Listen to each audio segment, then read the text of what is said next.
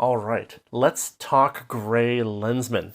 So far in this series, the way that it's been presented to me is starting from Triplanetary, then First Lensman, then Galactic Patrol, and now we're in Gray Lensman. So far, we've seen different characters come into the forefront in every book as we've gone forward, but this one is different. Um, Probably because it's the second book in the actual like Lensman series that was originally intended as the Lensman series, right? We know that first Lensman was written later to connect Triplanetary with Galactic Patrol. And we know that Triplanetary was originally not written as a Lensman book at all because they didn't exist yet. And then we got that fun rewrite that confused the hell out of me when I was like, this is written in 34, but they're talking about World War II, right? Anyway, this book is different because Gray Lensman continues our time with the great Kimball Kinnison, the Gray Lensman from the previous book, and it is an action-packed, fun story. It's surprisingly long. Like there's a lot of stuff that happens in the book. It's all packed in such a way that it's like, whoa, I kept reading and then they're like, this crazy thing is happening, this other crazy thing is happening, this other crazy thing is happening. It never bores, and it never you never feel like the pace is slowing down that much, right? Like there's a couple of scenes here and there where the pace kind of slows down a little bit, but for the most part, it's pretty much just a straight up, swashbuckling space action adventure. Very different from Foundation, for instance. So this book actually starts, interestingly, with a retelling of the fall of Helmuth speaking for Boscone, right? So we remember that there was a very abrupt and sudden ending for Helmuth at the end of the previous book. In fact, like the last book ends with and then a bunch of machine guns shot him and he was dead, right? It kind of ends like wait, what? So this book goes back, and in addition to having a little historical chapter that goes through the details of the previous book in summary, we actually get a full chapter of action of Kinnison fighting Helmuth, and it's given a little bit more detail, a little bit more fun in there. There's a lot of fun stuff in this book, both from a storytelling perspective, from a narrative perspective, and also from a science perspective as well. Like there were some things in here that maybe just as someone who's done science, who's done the engineering behind science, it's like, ooh, that's a fun idea, right? So we start out, Kinnison fights off Helmuth again in a little bit more detail with a little bit more actual fun stuff going on.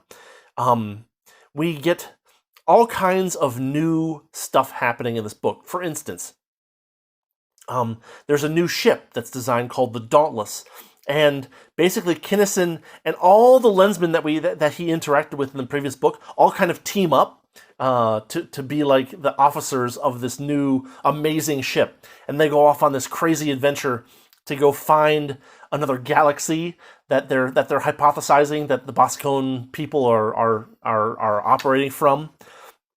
That's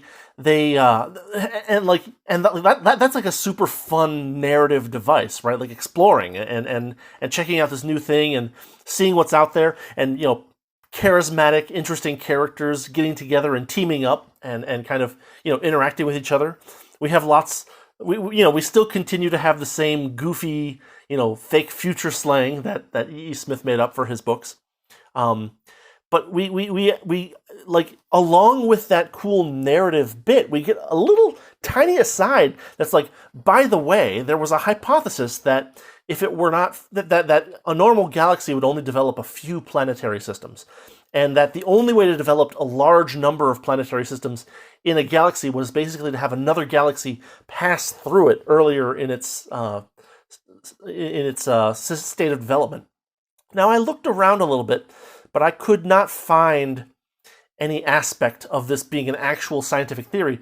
But as an idea that's presented in the book, it's actually kind of neat. It's like, well, we would only have had 3 or 4 planetary systems in the galaxy if these two galaxies hadn't crossed each other. But because that happened in the distant past, both of these galaxies, not just ours, but theirs too, have a large number of planetary systems and a large number of civilizations to explore and, colonize these different planets. Very cool idea. Again, couldn't find anything that it refers to in like real, like, historical scientific thought, but it's a cool idea that like, by crossing paths, they would create some kind of like disturbance, like a low-level disturbance in planetary clouds, right? That would cause them, rather than collapsing into the central star, to develop these bodies further out that would be, effectively stable. That's a neat idea. From a scientific perspective, that's a cool thought, and that's in there. When they actually get to the second galaxy, they save the bacon of this one, alien race that has figured out how to put their entire planet into free, the free movement, the inertialist movement that they have. And the other cool thing that we get there is that, remember how I talked about in Galactic Patrol, how he's talking about bus bars and stuff all the time?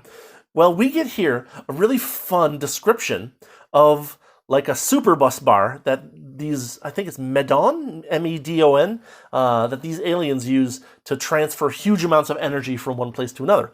And the way they describe it is that it's silver, it's like coaxial, but it's multi-layered. So there's like a layer of silver core, then there's a layer of perfect insulator, and then there's another layer of silver, another layer of perfect insulator, over and over and over again. And it's not as... It's cool, because it's not as, like, vague as he could have been. He could have just said, oh, it's some new material, right? But, like, what this actually shows is that E.E. Smith looked at the problem of, like, large-scale conductors of electricity, of electrical energy, and said... And that he was aware of the phenomenon of skin depth, which is something that a lot of people don't know that much about, right? Like, you think about a big, thick wire, and then you think about passing a lot of power through that wire. Well, if that power is passed in a direct current, that's fine, right? You can put, X volts on one side of the copper or silver conductor, and ground the other side, and that energy is going to flow from one to the other, and it's going to flow through the whole bulk of that copper tube. However, we, in our early 1900s understanding of how electricity works, learned that it's easier to transfer electrical power using alternating currents. There's a lot behind it, but basically there's some interesting scientific and engineering reasons why, alternating current is more common for use of, like, on transmission lines. The problem with alternating current, the problem with a frequency in your current, is that, if you have a big honking insulator, if your current is alternating back and forth fast enough, it doesn't actually take up the whole bulk. What it does is all of that electrical current kind of finds its way to the edges of the conductor. And so, like, for transmitting alternating current, thicker wires at some point don't help you that much, except by like thermal cooling, right? Like, the big wire has a lot of thermal mass, and it can cool the edge of the wire faster than a thin wire can. And so you get a little bit of a boost there, but it has its limits.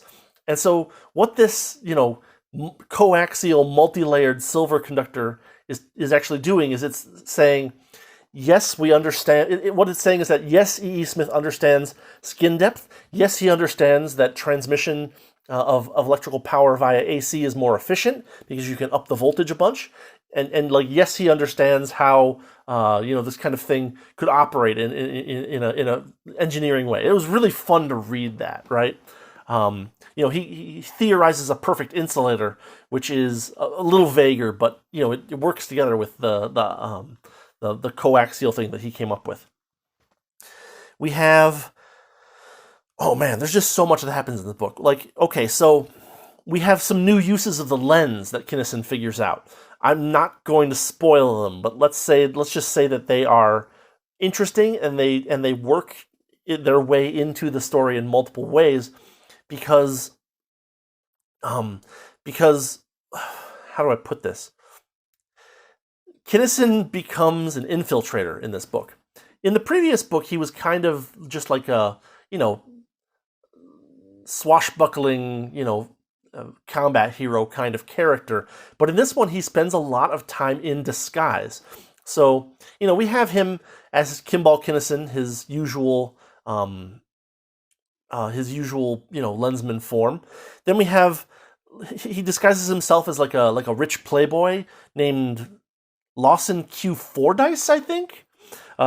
He disguises himself as like a dock worker. He disguises himself as a space miner. He disguises himself as a novice lensman using. We met Wurzel, the really strong, like mental powered, like reptile snake lensman in the previous book, and Wurzel basically hypnotizes him into believing that he's a novice lensman so that he can do a particular mission, which is also really cool. So basically, the thrust of this book is that they're trying to kick Boscone out of the first galaxy. Once they've discovered that there's a second galaxy that Boscone kind of mostly rules, they're like, okay, well, our goal for this book, and this is kind of where the story goes, is to kick Boscone out of this galaxy for good. And there's two things that they have to do. First off, they've already taken out, what was it, Prime Base or was it Grand Base? I always forget. But they took out the Helmuth's base, but there's still that whole like drug ring thing that's going on. And what they hypothesize is that the drug ring is another path by which Boscone is getting into the galaxy, just kind of a little bit more roundabout. And so basically, Kinnison gets into a bunch of situations where he's basically trying to figure out and track down like where the what's the word? The chain of command goes for this drug ring. And so he starts out small and he goes up and up and up by stages, and for each stage different things are needed. There's some really cool stuff that happens with like him like trying to figure out how to create false identities for himself and have them be very convincing. There's some really cool like, okay, I gotta control this guy's mind, but I can't do it yet. Not yet, but now thing. And there's a lot of really cool like time-sensitive action going on throughout this book, and it's really fun to read. In this book, there is the first significant contact between the Arisians and Boscone directly. I'm trying to not spoil too much, but I'll just say that this does happen, and it's pretty darn cool, and like the way that they interact with each other, because we saw Helmuth go try to visit Arisia last time, and it didn't go well for him, but like it didn't, they didn't just nuke him, right? This time things are a little bit more interesting. We get a little bit more insight into the Bosconians and how they think and like how their organization works. It's really, really fun stuff. Let's see, what else? We get a little hint. We get a little hint that Boscone is attempting to corrupt the lensmen, or at least certain lensmen. Again, I'm not going to say too much about it, but like we're seeing now that like, they figured out that the lens is the problem, and now they're trying to figure out a way around it, which is again really, really cool. There's some cool ideas of like, okay, so E. Smith understood electrical energy transmission, but he and probably a lot of the scientific community at the time, honestly, didn't know or were very speculative about what and how antimatter reacts to things. And so Smith goes on in this book to create a weapon made out of antimatter. They talk about positrons specifically. A positron is an anti-electron, right? But like people didn't know much about like how these things operated. It's only in the last like 20 years or so that we've actually like produced and isolated particles of antimatter at low velocity. There's always been like cosmic rays coming down from the sky that involve particles and antiparticles, but usually they're particles that we don't get too much of a dosage of them, and they're moving so fast that you can't really like isolate them and measure them that well.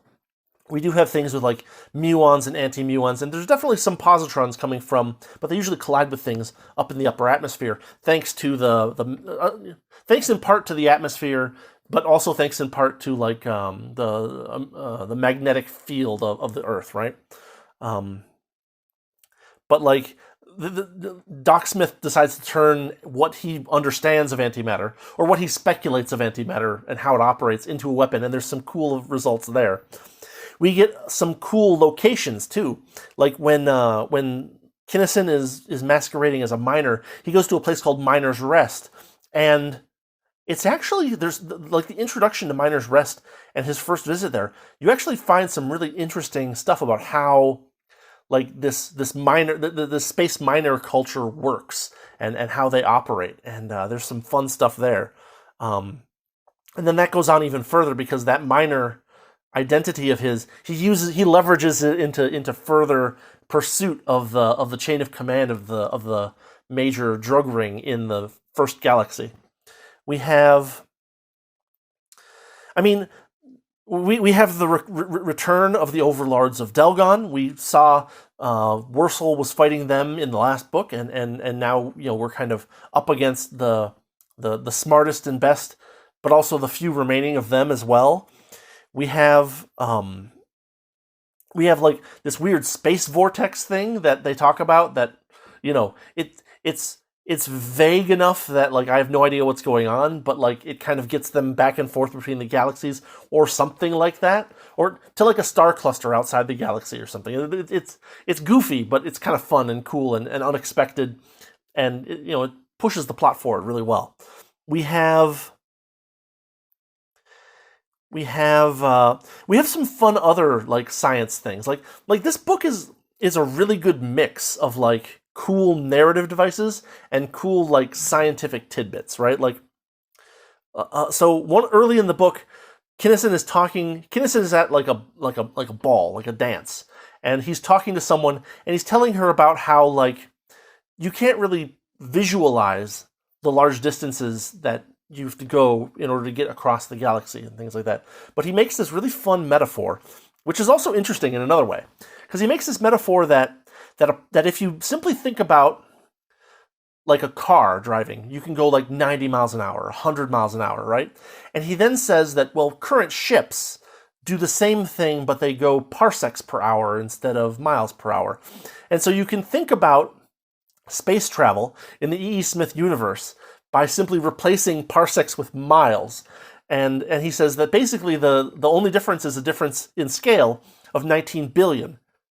Now here's where things get a little bit interesting, because he says billion, but actually a parsec in modern parlance is 19 trillion miles.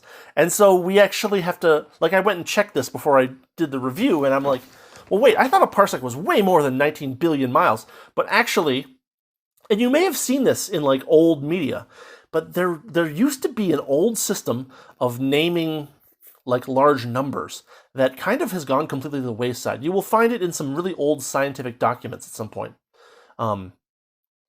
where instead of million, billion, trillion, right, where each is a factor of 1,000 over the other, you had million, milliard, which was what we would call a billion now, and then billion would be what we call a trillion now, and then there was billiard, and then there was trillion, trilliard.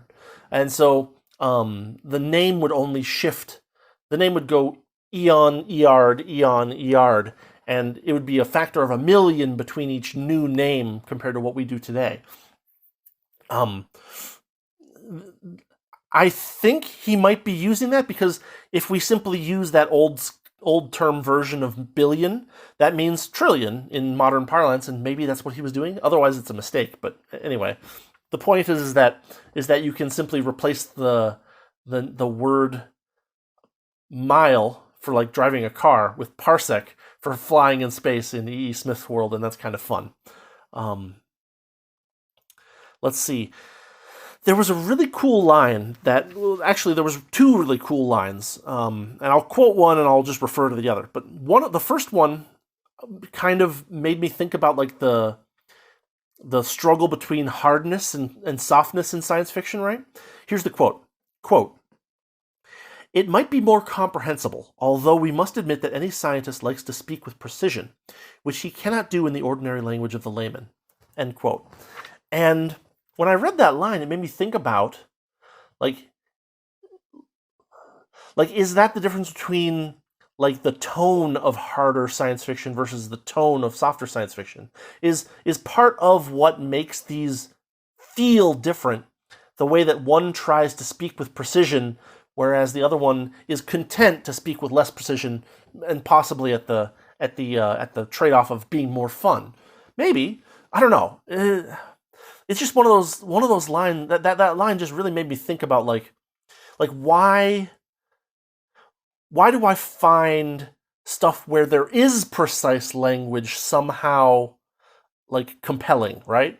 Like, why do I find it interesting when science fiction writers use precise language? And it might be because I like speaking with precision. I like to see people speak with precision.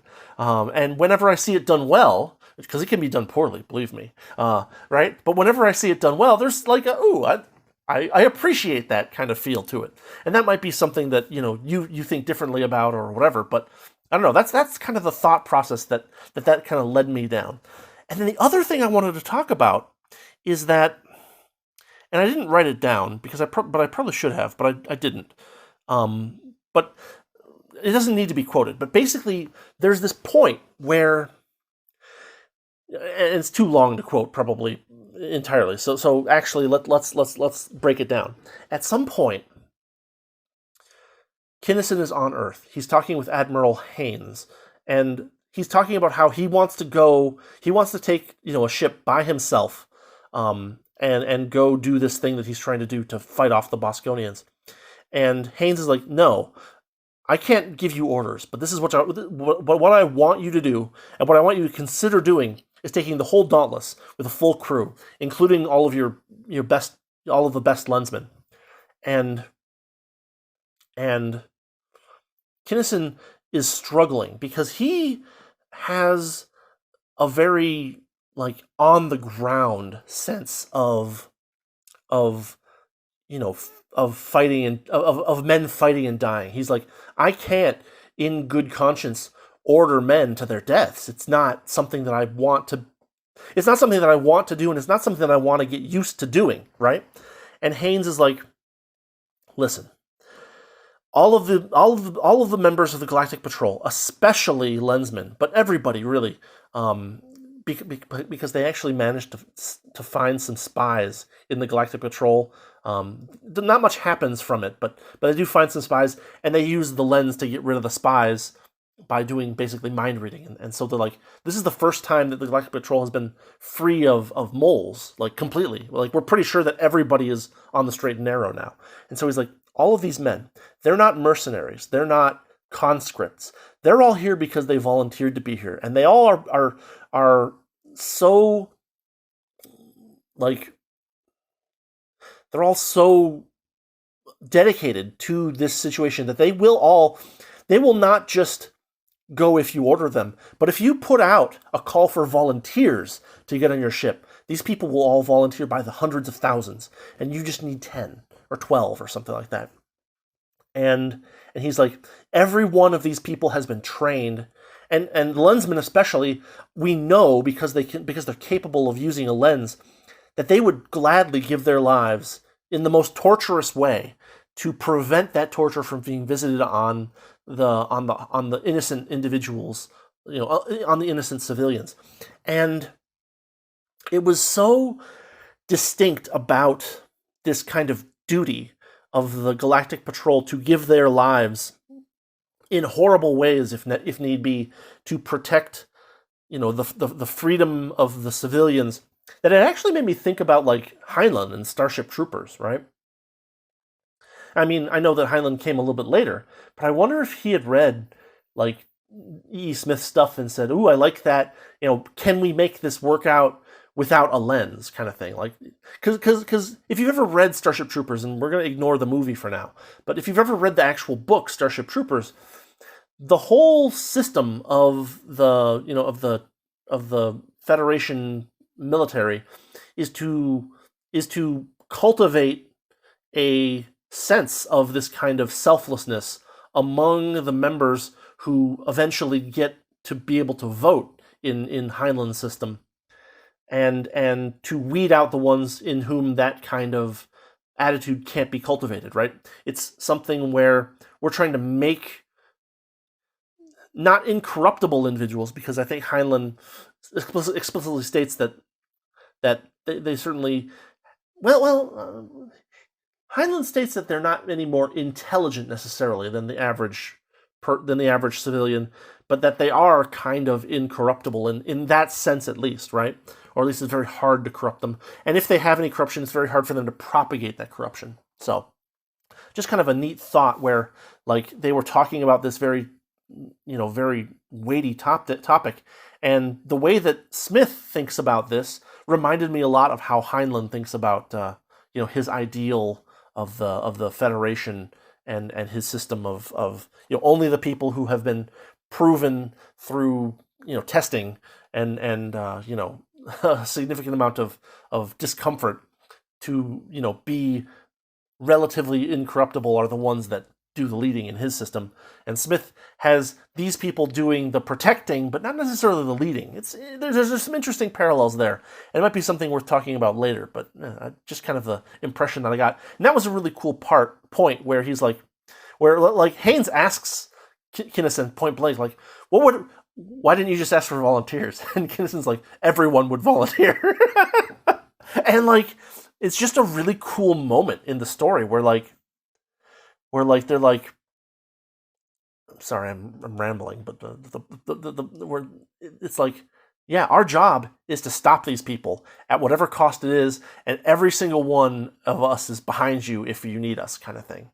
Just that sense of camaraderie is really fun in stories like this, where it's like, because it's really common for like the hero to be isolated and to be like, oh, everyone's out to get me, and I learned some dark secret of my organization, and now I need to kind of make sure that secret gets out before they kill me, kind of thing, and I'm on my own with just a couple of friends because we're the ones that figured it out. Whereas this is a lot more optimistic and a lot more generalized in that sense, generalized in its optimism, where it's like, no, we've created this organization to be incorruptible, and we mean it, right?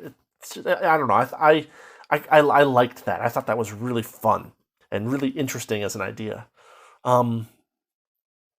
I don't want to go too far. I don't want to spoil too much. There's this cool point where, because Kinnison is kind of a Superman character. He doesn't seem to have much in the way of like weaknesses. Like, he's got a stronger mind than everybody else. He's fast and strong and intelligent and so on and so forth. And so, as we saw in the previous book, in the previous book he got injured significantly because he overestimated himself and he got himself into hot water. In this book, he actually hatches a plan whereby he's going to go in and infiltrate and he's basically going to let himself be captured by the Bosconians. And again, I don't want to spoil too much, but like, he has Wurzel, the reptile guy from who helped him beat the overlords of Delgon, basically hypnotize him in a special lens-only way. And he ends up. He's not injured this time because he underestimates his enemy. He's injured this time because he willingly gives up himself to that injury for the purposes of his mission. And that leads to some other cool stuff that I could criticize a little bit, in the sense of, remember how I said last time that, like, oh, we've got a detector, and then we got a detector nullifier, and then we got a detector nullifier. There's an element of that here that happens, which, does kind of weaken it a little bit, but at the same time, like, you don't know what's going to happen until after the infiltration, so it still works, and then it helps to kind of push the story back into the line that it wants to go. Which we've had, what's her name, Clarissa McDougal, the nurse from the first book. We now have some more romance between Kinnison and her. It's the dialogue in these books has been that same kind of, like, almost like like you consider it a parody these days of like dialogue from like fast talking and your pants up to your chest kind of dialogue that you would imagine, see in like an old 40s TV show.